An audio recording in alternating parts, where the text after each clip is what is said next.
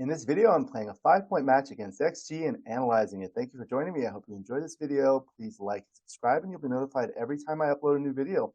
Let me know what you think in the comments below, what you'd like to see in future videos, so I can work on that.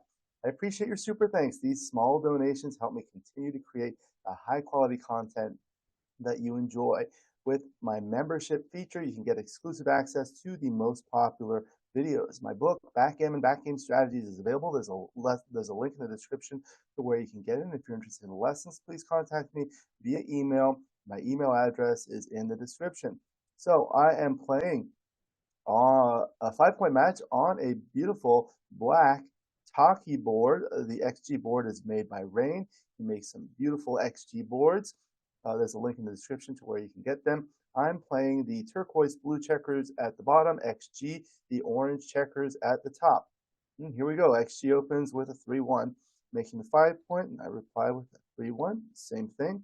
6-2 is going to split. And now with the 4-3. So this is where you duplicate the 2s here and 2s here. Otherwise, it's not productive. You don't want to really do this. This is too passive. It leaves these back here.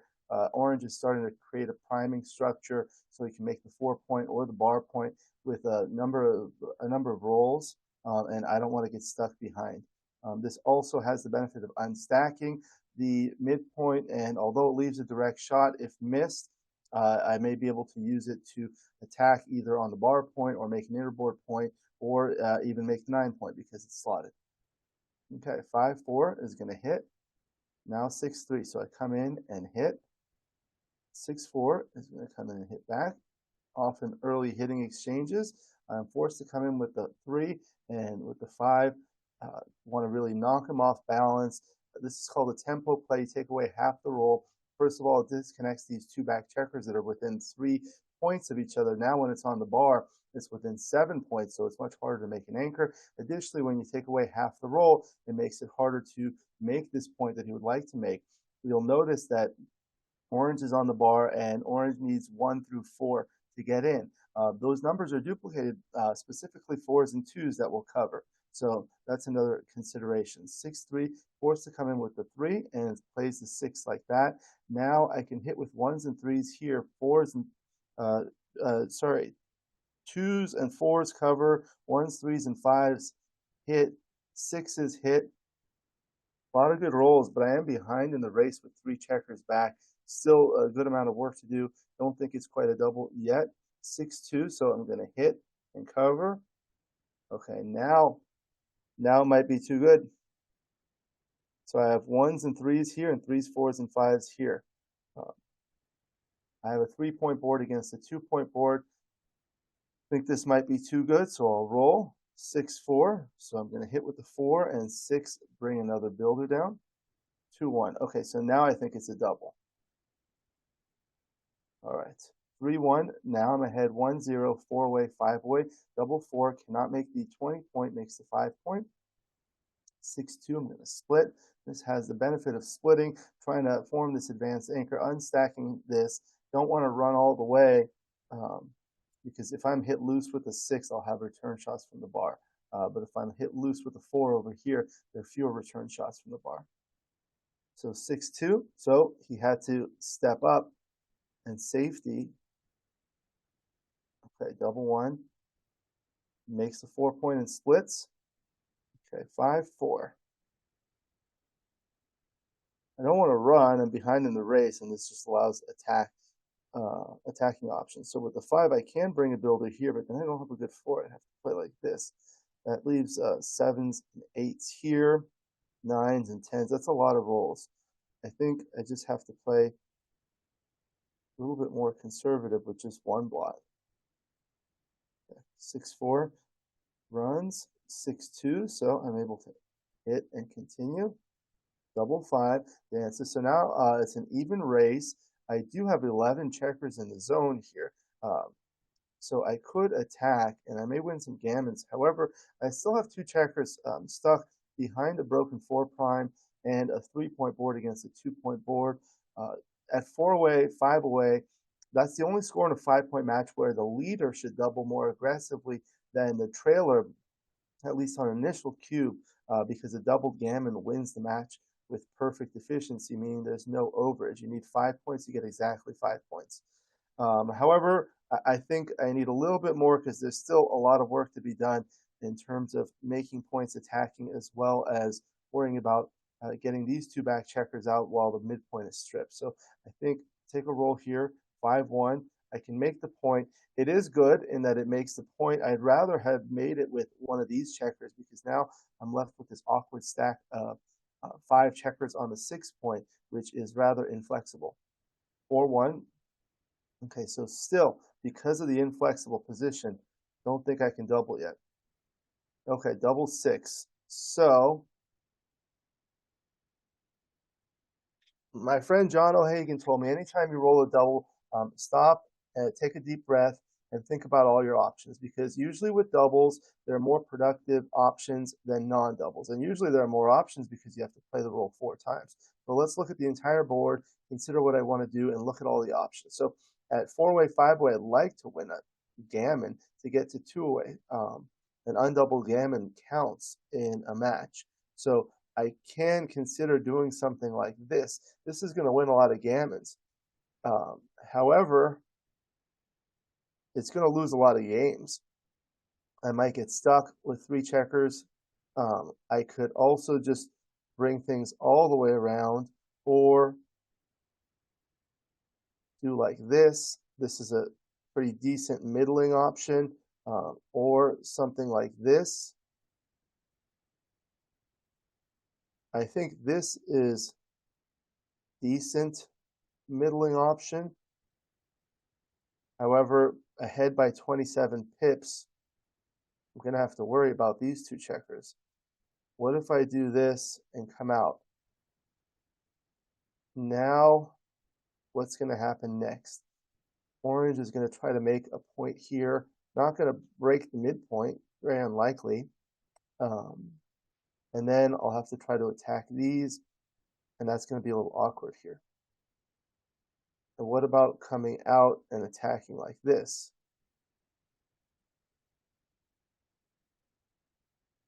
Yeah, again, this stack structure with these strip points are very awkward. I think maybe I just do like this. All right, it's going to anchor. Now, am I too good to double? I have some gammons. Surely it's a pass. I can probably play on. All right, 5-3. So 5-3. Not too worried about being hit here. Alternatively, I can duplicate the ones, but I do want to keep the contact if he leaves a block here. Okay, see, could not hit. Okay, 4-1, I'm going to spread out builders. Okay, so now 5-4 can hit and continue. Now, do I have a double?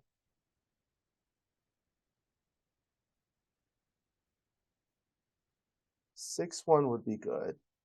5-1, 4-1, 3-1, 2-1, double 1 are playable. If I dance, it's okay. He's going to need 2 1s and 2 6s before I roll a 1 and a 6, or might crack the board. I think I can double here. 5-3 dance. Okay, 6-1 is a great roll. Okay, 4-1. So I roll the 1 and the 4. Now here, double gammon wins the match. Double 3 is going to come in, hit loose. 2-1, so 1. And I don't think I want to hit loose like that and leave 2 blocks. Rather just go like this. That way 6s come out, and 2s, 3s, 4s, and 5s can be used to attack. Okay, 5-4, there you go. 3-1, okay. Double 2, okay. So I'm going to shift and then go like this. So now I have 1, 2, 3, 4 to attack on the 3.6s will come out. Okay. 3-1 makes the board. Now I'm looking for 6. No, 5-4. I can still play safely. Now I might crunch. No, I got a good roll. 2-1 just barely plays. 4-2. So this is a little awkward because now there are a lot of rolls that leave a blot. Let's think about it. 6-5, 6-4, 6-3, 6-2, 6-1 is okay. 5-4 is safe. The other rules will do that. The other thing I could do is something like this, which will be a little bit more flexible. I think this might be the better option. 6-5. Okay, so now I'm even on the top. However, double fours or higher will leave a shot. 6-4 comes in with one checker. 6-5 is forced. Double six is a good roll. Now it's going to be hard for me to win the gammon.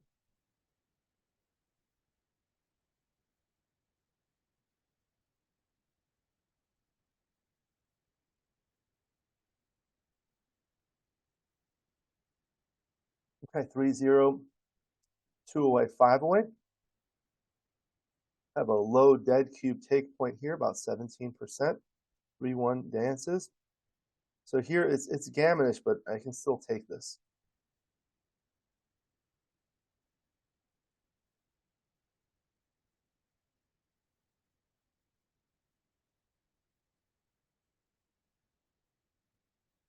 All right, so likely gammon and possibly backgammon for the match here.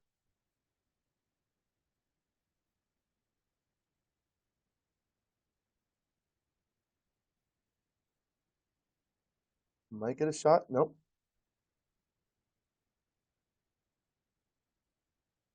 Okay, so now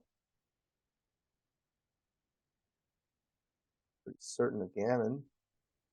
Gammon is gin.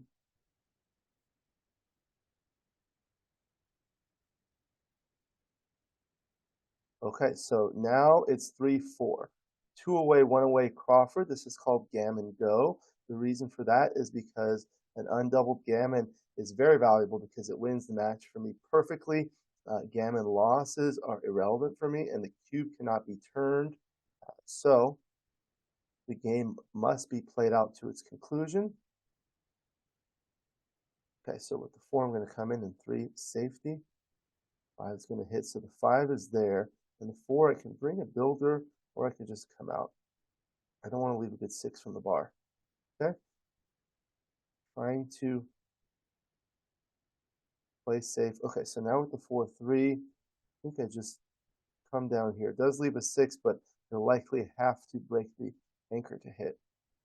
Okay, double 1, 1, 2, 3. I don't think I need to leave that there. Let's use it to attack. 5, and then bring another builder here. So 6, 1 I can do, or I can do like this. It does leave that, make that prime. Or if you do this, I would just have the prime, I think.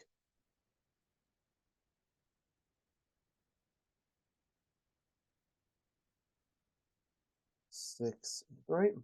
Now I'm just going to bring things home. Probably afford to leave that shot with that blot in the board. Just like that. Now with all these checkers back, I have some chances of winning a gammon here. 5-3, I can make a point. Okay, comes out. Now let me see if I can attack here. So I can do that, or I can hit here and come down. I think this is better. It leaves the prime intact.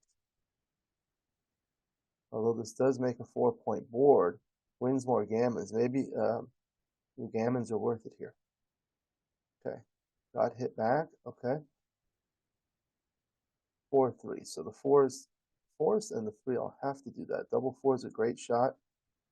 4-2. Okay. 5-3. Nope, 5, and I can slot the point. There we go. Double 4. So 1, 2, 2, 3. Don't want to do that. I just want to go 2, 4. I guess I'll go there. I want to leave that there in case of a 6-1, 5-1, 6-2, 5-2, 4-2, 4-1. All right. That looks like it's it. Let's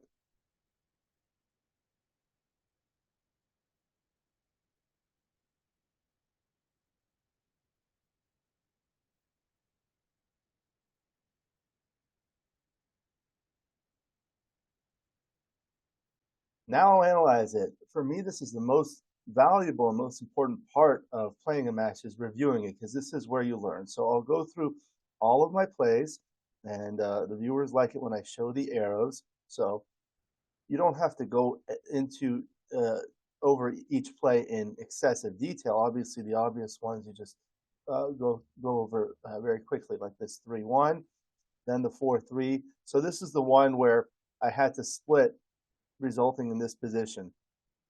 That's really what you want to do. You can't play the passive play. That just gives them too many options.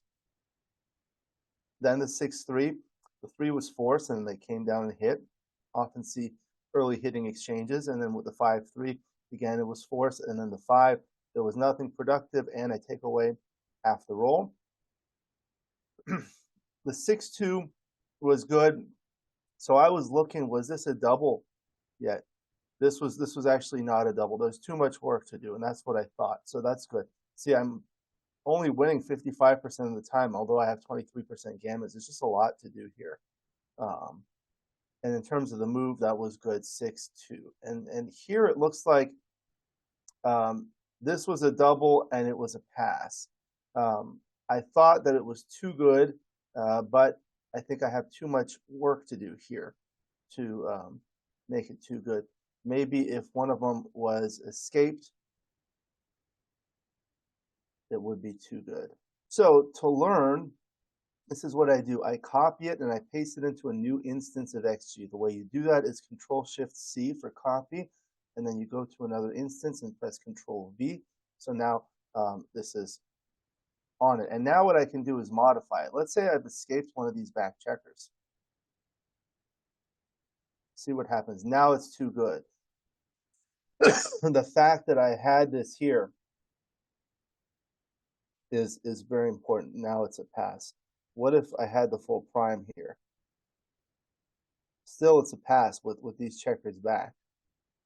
What if I go back to the original position and go like this and move that up a little bit?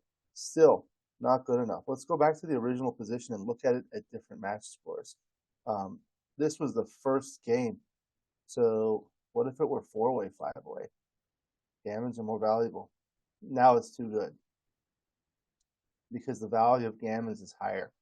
If you hit Control-Alt-K, you'll see the cube information.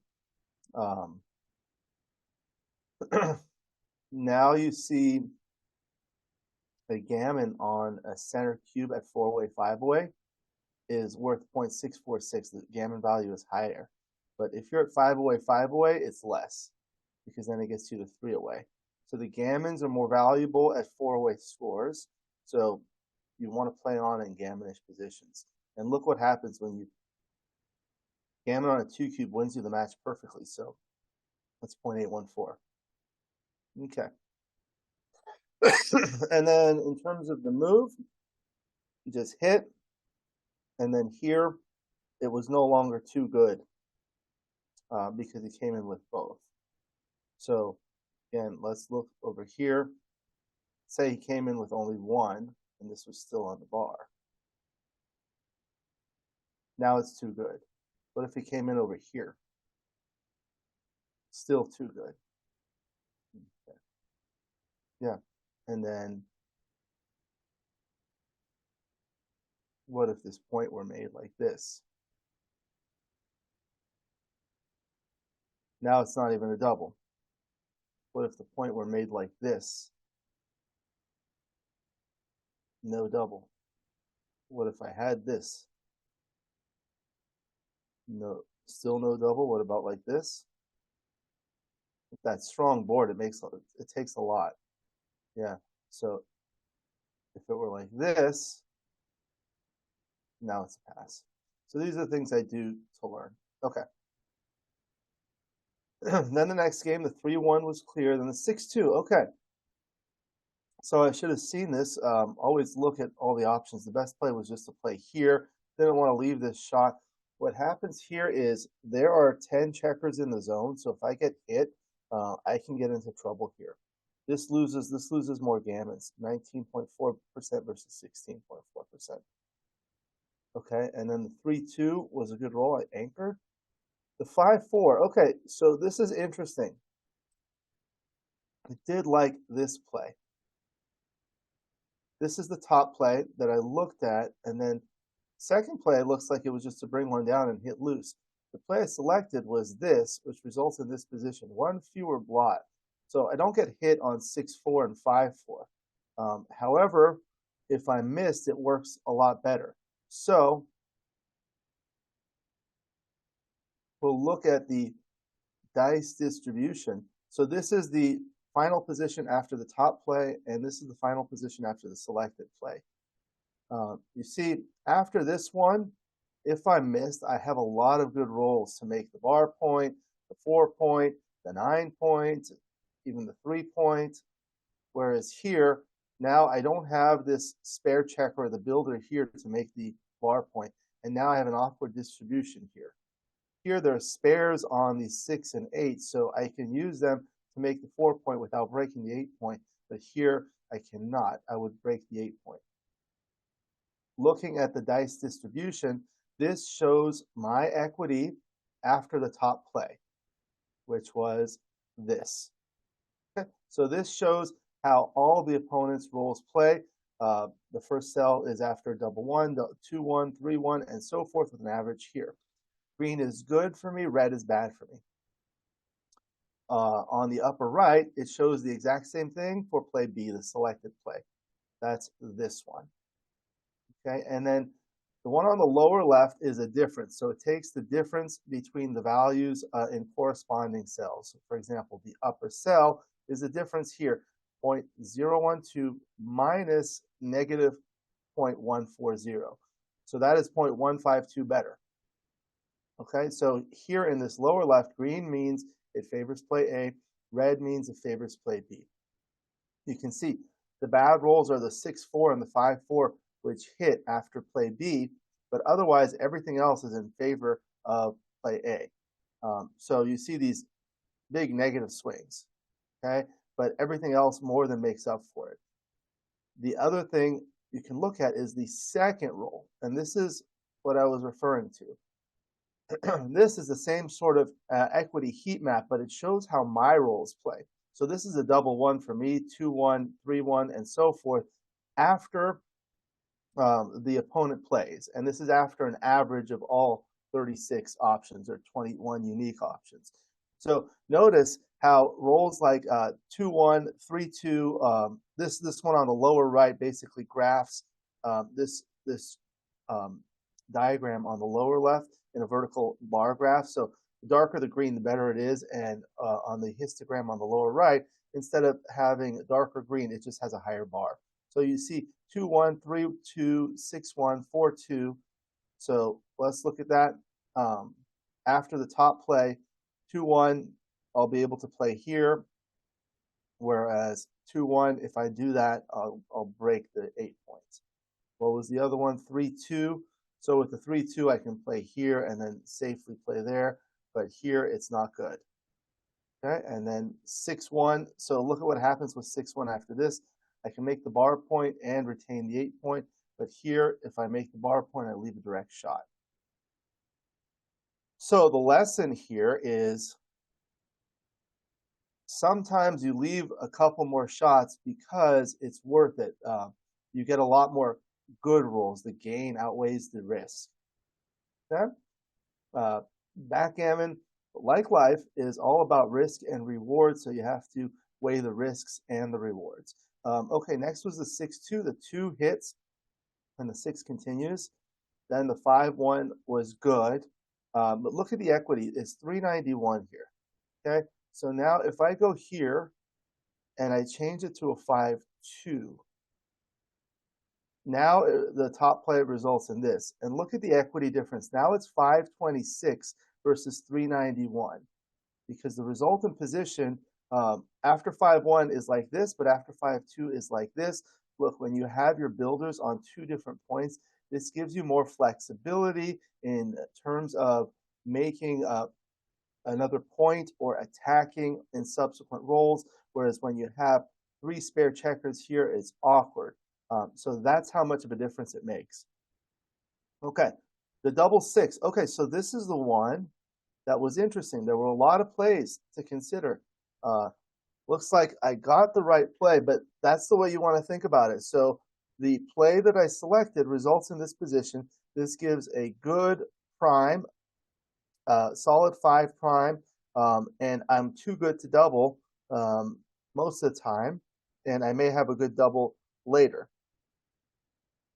The other play was bringing 2 out and attacking, and let's see these other plays here. 22-10. See, this isn't even the DMP play. The DMP play wins the most games is like this because you create a prime and you can bring things home. The other one was just bringing 1 out and making the prime, but then you get stuck there. And the other thing you could have done is come out here, or this is the other one I was looking at. What happens here is I'm only winning 65% of the time. I do win 31% gammons, but I'm losing a lot. And it goes from 78% to 65% wins, 13% winning losses for about 9% gain. So that's not quite enough, even though the gammon value is elevated. So here, the gammon value is elevated. Normally, you need twice as many additional gammons to offset the losses. When the gammon value is higher, you don't need quite as many, but still, it's not enough in this case. So again, this was the top play there. All right, then the 5-3, I could afford to stay back there, resulting in this position. The other thing was this, and they were close. Okay, here it looks like it was a double pass. I thought it was a little bit too good to double. I think let's see the position here. Let's modify it and look at it here. Now it's not close to too good. See, here was closer to too good. Okay, and then what if you do like this? Now it's still a pass, but getting closer. What about like this?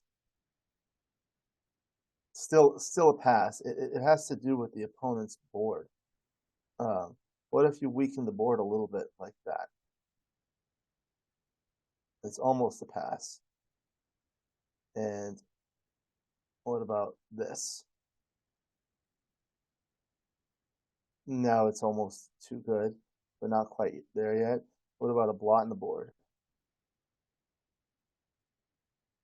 Still. Now it's barely too good. Okay. And then this is where I did double, and this was very close. Okay, so here in the next 2 rolls, what can happen is if I roll a 6-1, that's really good. Now, if I don't roll a 6-1 and then orange rolls something big, double 6s, double 5s, double 4s, then that's going to crack and that's going to be a market loser. I am winning some gammons here, lopsided, 12% to only 5%, only 66% wins. So those gammons are useful at this score. So this is the dice distribution for cube action, and this shows the market losing sequences. So for people that are not familiar with this is a 36 by 36 grid showing all the possible 1,296 2-roll sequences. So each cell represents one of them, and at the top are all of my rolls from double 1 all the way through double 6. At the right and on the bottom, there's an average, and on the left is the opponent's following rolls, starting from double 1 all the way down to double 6, and average on the right. The values of the equity are not displayed because the numbers would be too small, but they can be added. In this diagram, the color coding is as follows. If the resultant equity after the 2-roll sequence is less than 1, that means I did not lose my market, the cell will be red. If the resultant equity after the 2-roll sequence is 1 or greater, then I will have lost my market, and the color of the cell will be anywhere from white to green, indicating that I've lost my market. The darker the green, the more I lose my market by. So There aren't a lot of market losers, but there are some that are really big. There's a lot of volatility here. So the 6-1 is usually really good. This is 6-1 for me, assuming I don't get hit. So some of the ones I do get hit. So that's why it's not all green. But now look at the sequences like the double 6 is really bad. Double 5 is really bad, and double 4 is really bad for the opponent. And other big rolls like 6-5, 6-4, 6-3 are usually very bad, as well as 5-4 and 6-3. You can see here, double 3 is pretty bad. So that's what you want to think about, especially in these prime versus prime situations. So some of the things that I think are useful here. So let's see how the score affects things. We'll look at it for money. It's a small no double. Okay. Now let's look at it in a match. Let's say 5-point match the first game. It's not a double. If I'm down in the match, 0-1, 5 away, 4 away, let's see what happens. It's still no double. It's because the gammons don't get me to a good score. Now 3 away, not a double. At 5 away, 2 away, it's still not a double. So let's look at the 4-away scores. The 4-away, 5 away was the double, which was the score in the match. Now at 4-away, 4 away, see, this one, it's not as valuable. So now the 4-away, 3 away, now it's a stronger double, and a 4-away, 2 away, look at that, it's almost a pass. At the 3-away scores, look at it, it's not a double when you're leading 3 away, 5 away. When you're leading 3 away, 4 away, it's also a blunder to double. At 3 away, 3 away, you want to be a little bit more aggressive, but still. What about a 3 away, 2 away? Now it's a double, but it's still a take. So these types of exercises really help you learn about match strategy and cube strategy when you're at different scores, because it can affect things. Now, the timing is key. Let's say, so this was the original position, which was barely a double. Let's move things around. Now it's a stronger double. So you can go 1 point at a time to see what happens. So the less timing orange has, the better it is. So now it becomes a pass. Okay, so let's go back to the original position. And what if I had a better position there? Now it's a stronger double. And if I have more time, it's almost a pass. What if you did that combined with losing a crossover? Now it's a pass. Okay, in prime versus prime positions, timing is key. So you adjust the timing and see what happens. This is a great way to learn. People ask me how you learn from XG. This is how you learn from XG. They ask me, how is it useful if you have the dice distribution because you don't have it during the match? The answer is it's not useful during the match, obviously, because you do not have it. It is useful because afterwards you look at it and you start analyzing it and you start thinking that way. So that next time you're in a situation, you start thinking about all of your next rolls and all of the opponent's next rolls, and vice versa if you're making a checker play versus a cube action. It trains you to be able to think like the way XG thinks, because this is exactly what XG does. Okay, then the 4-1, I came in and hit, and the 2-1, see, I could not hit loose. That would have been a big blunder. And the 5-4 was good. And the double 2, I had to switch here to keep him on the bar. And then the 3-1 was good because I made point, but I needed a 6. I did not roll it. I was able to safely play, and then I rolled a 6. And then I had a 2-1 I could barely play. And this is the one where it was correct to play here. If you play like this, there are a lot of bad rolls. This is the resultant position after the top play, clearing the 6 point. It does give orange an opportunity to come in with the 6 and save gammons. See, I'm winning fewer gammons here, but I'm losing a lot more. And this is the resultant position after the inferior play of coming down here.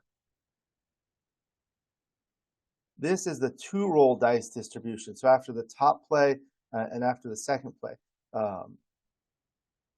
they're some bad rolls here, but there are many more really good rolls like 6-5, 6-4, 6-3 that become really bad here. So let's look at it here. So let's look at like 6-5. Look what happens. You leave a blot. Okay? And then what else was there? 6-4, 6-3, 6-4 leaves a blot. 6-3 leaves a blot. And you don't do that with the other one. So you have to think about your upcoming rolls. You do give them a chance to come in, but it's worth it because you don't want to leave shots. And that was pretty much it for that game. And then we'll go to the next game. 3-2 was just a standard split. And then I was hit. So here, it looks like it was a pass here at this score. Let's see. At different scores. Let's look at for money. Look how small it is to take, but I guess it's just the gammons get them to gammon save. So let's look at the value of a doubled gammon here. It's 0.691 on a 2 cube. So it's worth a lot. There are a lot of gammons here. Let's look at some other scores here.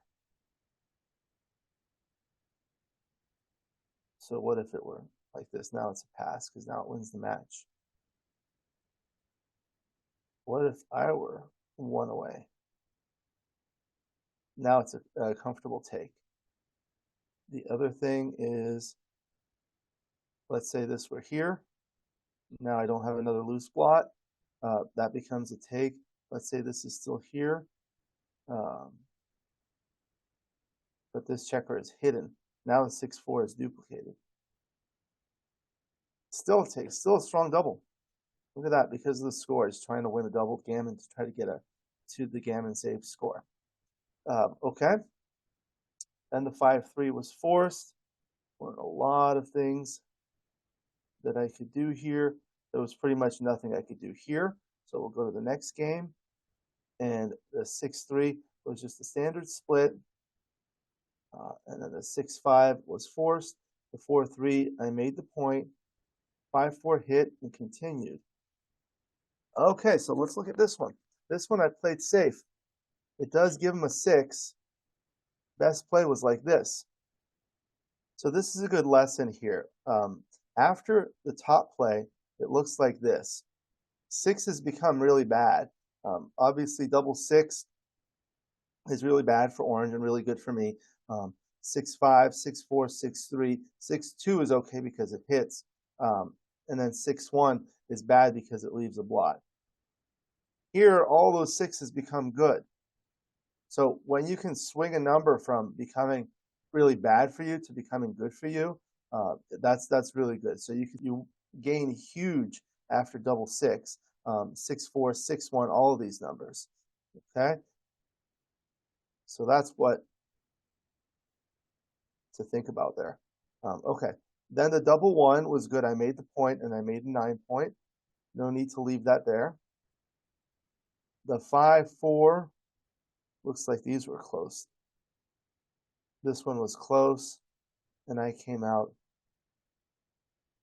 not too big a deal. Then this one, oh yeah, these two were close. I was looking at both of these, and that's good. It's always important to consider all the top plays.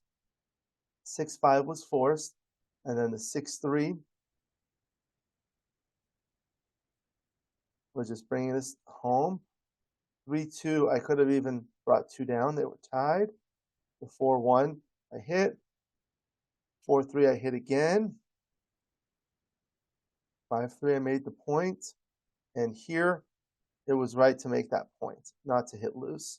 That's what I thought because of the gammons. Win more gammons, also win more games. But unfortunately, I was hit there. Couldn't do anything. I came back in and hit there. But then I was hit back here with a great double 4. And then the 4-2. Then I danced. 5-3. And the double 4. Okay, so this is the one where I liked making the point And here what happens is after 6-2, 5-2, and 4-2, I get a double shot and it's blocked. Okay. Whereas here I would get hit. I would be on the bar. Yeah, yeah. Something important to think about. And even after like 6-1, 5-1, you'd have that there. And that was it. That was the match.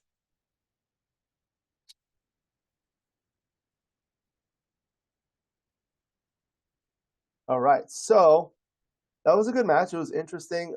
Learned something, had fun. Tell people the two most important things in backgammon are to have fun and then to learn. Um, Playing a match without analyzing it is a missed opportunity to learn. So after each of my matches, when I play on XG, I use it to learn. So I go through all of the plays like I did, and that's what I recommend if you're trying to improve. If you got the uh, play right, then you can go through it quickly. But if you got it right and you weren't sure of the reason, you can go back and modify things. And ways you can learn, really good ways, is looking at the dice distribution. As I mentioned, it trains you to think about how the upcoming rolls and sequences will be played and what are more favorable to you and what are less favorable for you, and so forth, and vice versa for the opponent. Other things I like to do is modify the position to see what changes you can make to make the other play correct. If one play was correct and another play was incorrect. Also, for cube actions, almost every cube action, I look at all the different scores in a 5-point match or whatever the case may be, however the length of the match is.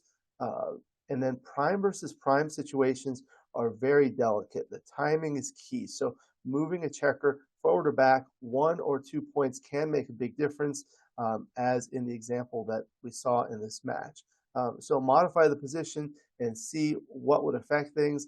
And in that prime versus prime position, it's not just my rolls that are market losers, it's the opponent's rolls. So there was a 6-1 that would be really good for me. But also what's even better for me is if I don't roll a 6-1 and the opponent rolls double 6, double 5, something big. So always think about both of the upcoming rolls when you're thinking about a cube decision. A market losing sequence is a sequence of 2 rolls, one by you and one by your opponent, which makes it into a pass when it was a take before. So you want to see how many market losing sequences you have, and also the magnitude of the market loss. Sometimes there are positions that are very volatile where there aren't that many market losing sequences, but you lose your market by so much after the few market losing sequences, it may make it correct to double. Also, the score may make it correct to double, because if you get a good sequence, you may win lots more gammons. And if the gammon value is higher for you at a certain score, it may be a double at that score and possibly not at a different score. So that's how I learn from XG, and that's what I recommend. Thank you for joining me. I hope you enjoyed this video. Please like and subscribe, and you'll be notified every time I upload a new video. Let me know what you think in the comments below, what you'd like to see in future videos, so I can work on that. I appreciate your super thanks. These small donations help me continue to create the high quality content that you enjoy. And with the membership feature, you can get exclusive access to the most popular videos. Again, my book, Backgammon, Backgame Strategies, is available. There's a link in the description for where you can get it. And if you're interested in lessons, please contact me via email. My email address is in the description. I look forward to seeing you in future videos. And until then, keep rolling your dice.